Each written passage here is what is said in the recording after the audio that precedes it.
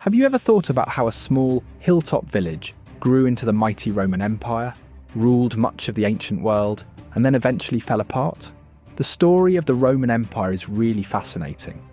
It all started when the Roman Republic turned into an empire in 27 BC, with Augustus as its first emperor. This marked the beginning of something truly extraordinary. As time went on, the empire expanded far and wide, reaching lands around the Mediterranean and stretching into parts of Asia and Europe. But as it grew, so did its challenges. Civil wars and power struggles weakened it from the inside, while invasions from outside pushed it to its limits. By 476 AD, the Western Roman Empire collapsed. Now, this video may give you a time-travelling experience. You'll witness the beginning of this empire, its dominance, and eventually its collapse. So without any further ado, let's jump right in. The rise of the Roman Empire. The story begins with Roman mythology, which says that twin brothers Romulus and Remus founded Rome in 753 BCE. While historians question the truth of this tale, archaeological evidence shows that a settlement did start in this period. At first, Rome was just a small city-state in central Italy, but even small beginnings can grow into something bigger, and that's exactly what happened when Rome transformed from a monarchy to a republic. In 509 BCE, the Roman monarchy ended when the last king, Lucius Tarquinius Superbus, was overthrown. This led to the creation of the Roman Republic, where elected officials ran the government. The system included 2 consuls, a senate, and popular assemblies. This new way of governing allowed Rome to spread its influence and take control of the Italian peninsula. With this structure in place, Rome began looking beyond its borders, expanding its reach through military strength and determination. Over the next few centuries, Rome fought hard to dominate the Italian peninsula. Through wars with neighbouring groups like the Etruscans, Samnites, and Gauls, Rome steadily conquered and absorbed these city-states into the Republic. After these wars, Rome became involved in the Punic Wars. The Punic Wars were fought between Rome and Carthage over control of the Mediterranean. Carthaginian general Hannibal posed a serious threat, but Rome ultimately triumphed, destroying Carthage and gaining key territories like Sicily, Sardinia, and Spain. This victory marked a turning point in Rome's rise. In the 3rd to 2nd centuries BCE, after conquering Greece, Rome absorbed Greek culture, art, philosophy, and architecture that sparked a cultural revival in Roman society. This fusion of cultures brought new ideas and shaped the Roman way of life. But in the 2nd and 1st centuries BCE, Rome faced internal unrest due to social inequality and political power struggles. Reformers like the Gracchus brothers sought change, pushing for land redistribution and Senate power limitations.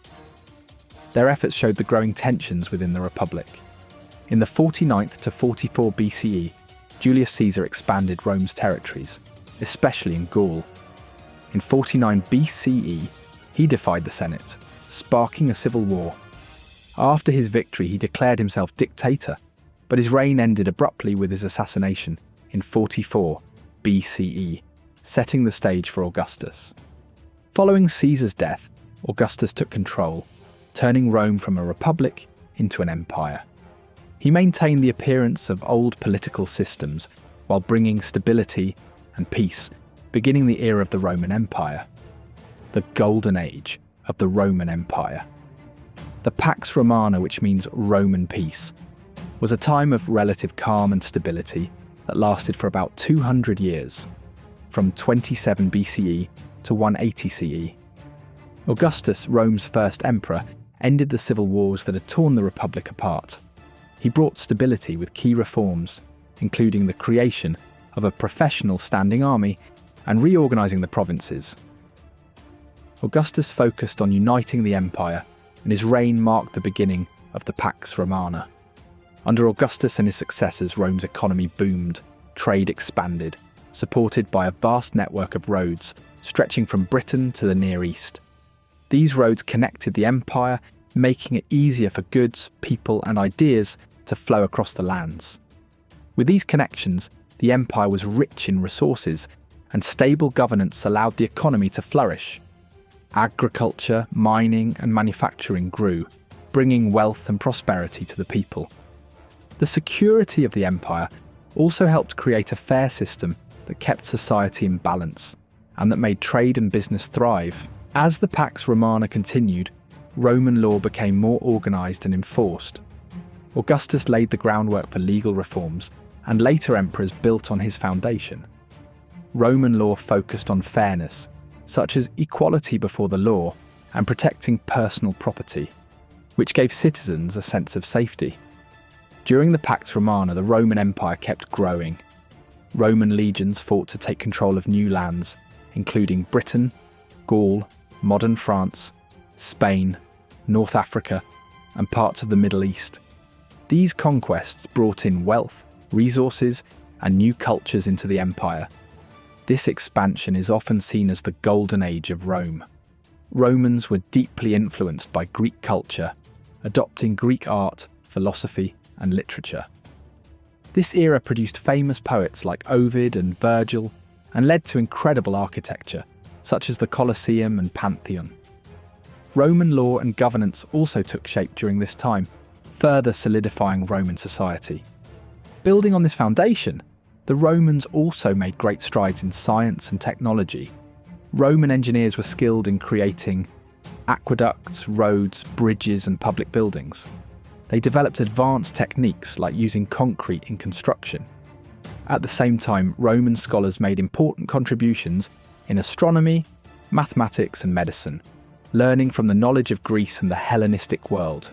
This scientific progress also inspired great achievements in art and literature. The decline. The decline of the Roman Empire began with political instability. As the empire expanded, it became harder to govern effectively. Power struggles, assassinations, and constant leadership changes created chaos.